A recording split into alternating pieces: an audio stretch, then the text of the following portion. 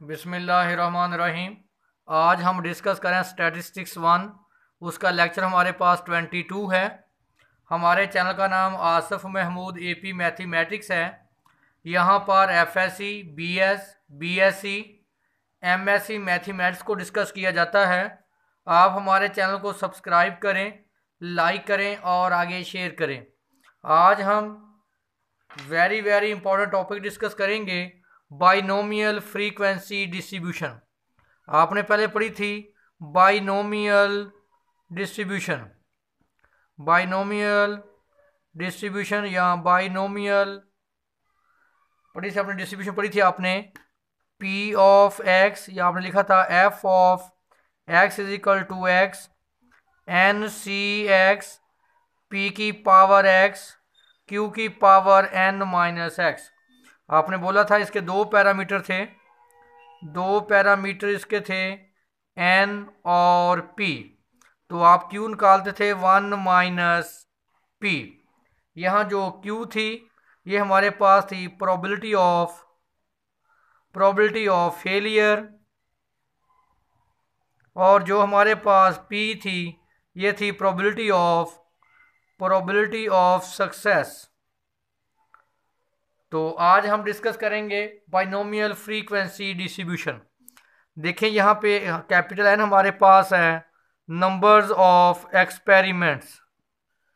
जो capital M है, जो कैपिटल N है, ये शो करता है नंबर ऑफ एक्सपेरिमेंट्स को। तो हमारे पास ये क्या है, बाइनोमियल डिस्ट्रीब्यूशन। अगर आप बाइनोमियल डिस्ट्रीब्यूशन को आप मल्टीप्लाई कर दें कैपिटल N से, यानी capital N n c x p की पावर x q की पावर n माइनस x। और आपने ये भी पढ़ा था कि n c x p की पावर x q की power n minus 1 n minus x को आपने लिखा था q प्लस p की पावर n। यानी इसको ऐसे भी लिख सकते हैं और ऐसे भी लिख सकते हैं, n into q plus p की पावर n। तो अगर आप बाइनोमियल डिस्ट्रीब्यूशन को आप कैपिटल N से मल्टीप्लाई कर दें, वो कहलाएगी बाइनोमियल फ्रीक्वेंसी डिस्ट्रीब्यूशन।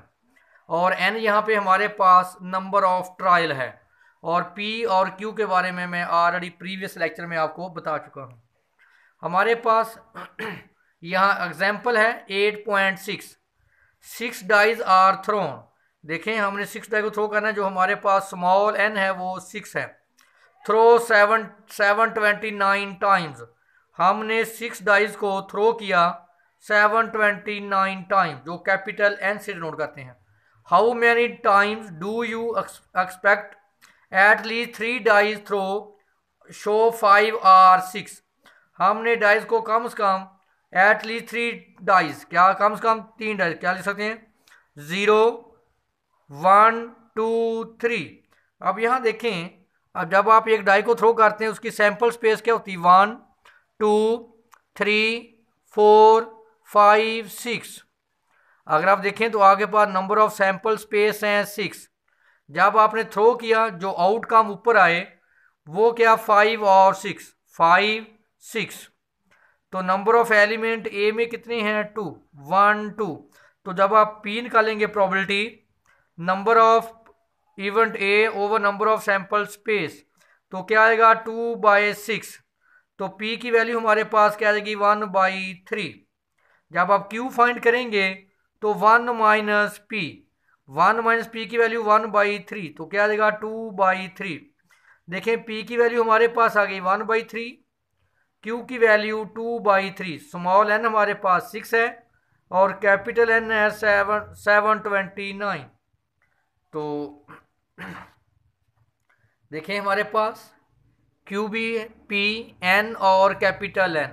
क्या फार्मूला था आपके पास फ्रीक्वेंसी डिस्ट्रीब्यूशन का, capital X into small x, capital N n c x P की पावर x Q की पावर n माइनस x। तो वैल्यू उठा के इसमें पुट करें। कैपिटल N है 729, स्मॉल n हमारे पास 6 है 6cx, P की वैल्यू थी 1/3, पावर x Q की वैल्यू 2/3, n की वैल्यू 6 माइनस x। आपने क्या कहा था एट लीस्ट 3 डाइज, कम से कम 3, यानी एक्स की वैल्यू क्या हो सकती है 3, 4, 5, 6, क्योंकि जो हमारे पास स्मॉल एन है वो क्या है 6। तो लिखा हुआ है एक्सेप्ट एट लीस्ट 3 डाइस, कम से कम 3, 3 भी हो सकता है 4, 5 और 6। तो इसका मतलब जो एक्स की वैल्यू आप लेंगे 3, 4, 5, 6, पहले आप यहाँ पे एक्स की वैल्यू 3 पुट करेंगे, 729, 63, 1/3 की पावर 3, 2/3 की पावर, एक्स की वैल्यू क्या 3, 6 - 3 3 प्लस, फिर क्या पुट करेंगे 4, 729 को बाहर लिखें बेशक, प्लस 6c4, 1/3 की पावर 4, यहाँ एक्स वहाँ 4 4 रिप्लेस कर दे, 2/3, 6 - 4 2 प्लस 6c5, 1/3 की पावर 5, 1/3 की पावर 5, 2/3 की पावर, n की वैल्यू क्या 6, 6 - 5 1 प्लस 6c6, 1/3 की पावर 6, 2/3 की पावर, देखें 6 - 6 0, देखिए पहले मैं 3 पुट किया, फिर 4, फिर 5 और फिर 6।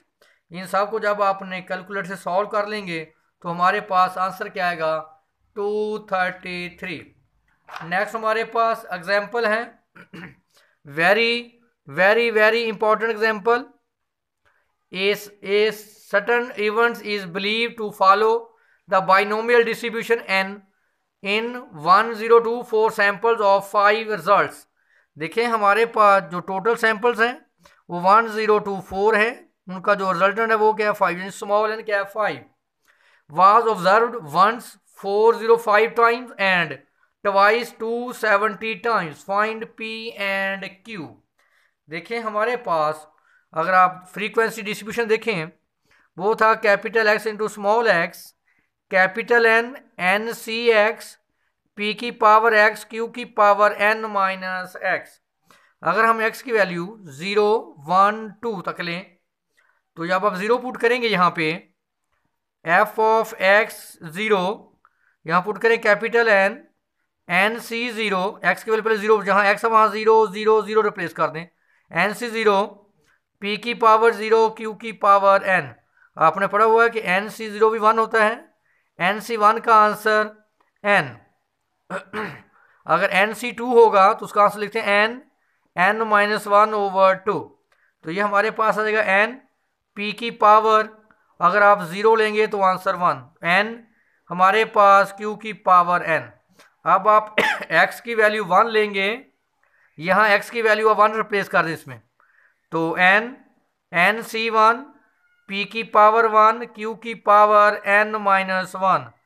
तो आपके पास कैपिटल एन ये आ जाएगा, आपके पास बन जाएगा एन सी 1, आपके पास क्या आ जाएगा 1, ये इसको ऐसे लिख ले एन सी 1, पी की पावर 1, क्यू की पावर एन माइनस 1। फिर आप एक्स की वैल्यू 2 पुट करें, यहाँ पे एक्स की वैल्यू 2 2 2 लें, एन सी 2, पी की पावर 2, क्यू की पावर एन माइनस 2। तो देखें ये हमारे पास फैक्टर हैं, और आपके पास जो कैपिटल एन की वैल्यू है वो 1024। क्या करें, कैपिटल एन की वैल्यू आप यहाँ पे पुट कर दें 1024, और एन की वैल्यू क्या है 5, देखें यहाँ 5 आ जाएगा, और यहाँ एन की जगह फिर हमारे पास क्या आ जाएगा 5। देखें पुट करें 5, कैपिटल एन की वैल्यू 1024, यहाँ एन की वैल्यू 5, 5 - 1 4 आएगा पी, यहाँ पुट करें वही फार्मूला है जो मैंने लिखा है, एन की वैल्यू 5, 5c2, एन की वैल्यू 5 - 2 3 p2। अब आप देखें किसके बराबर हैं 405 के, और सेकंड जो टर्म है वो बराबर है 270 के। अगर आप 5c1 को हल करें तो 10 आता है, 5c2 को सॉल्व करेंगे तो हमारे पास 5c1 को सॉल्व करेंगे तो 5 आएगा, 5c2 को सॉल्व करेंगे तो क्या आएगा 10। अब क्या करें, इक्वेशन 2 को इक्वेशन 1 पे क्या कर दें डिवाइड, ये इससे कैंसिल हो जाएगा। तो हमारे पास नेक्स्ट देखें वही 5 और 2 कैंसिल, Q3 Q आ गया, और P से P/Q, तो 2 से 2 कैंसिल, P/Q हमारे पास आ गया 1/3, cross multiplying 3P = Q। 3P आपने पढ़ा होगा Q किसके बराबर था 1 - P के, तो 1 - P इसको पॉजिटिव कर दें, 4P = 1, पी की वैल्यू क्या आ गई 1/4। तो आपको पता है क्यू आप पुट करें यहाँ पुट करके, क्यों क्यू होता है 1 माइनस पी, 1 - 1/4, एलसीएम क्या आ गया 4, 4 - 1 3/2। ये हमारे पास वैल्यू निकाली हमने पी एंड क्यू की। ये वेरी वेरी इंपॉर्टेंट लेक्चर है, अगर इसमें कोई इशू हो तो आप मेरे साथ डिस्कस कर सकते हैं।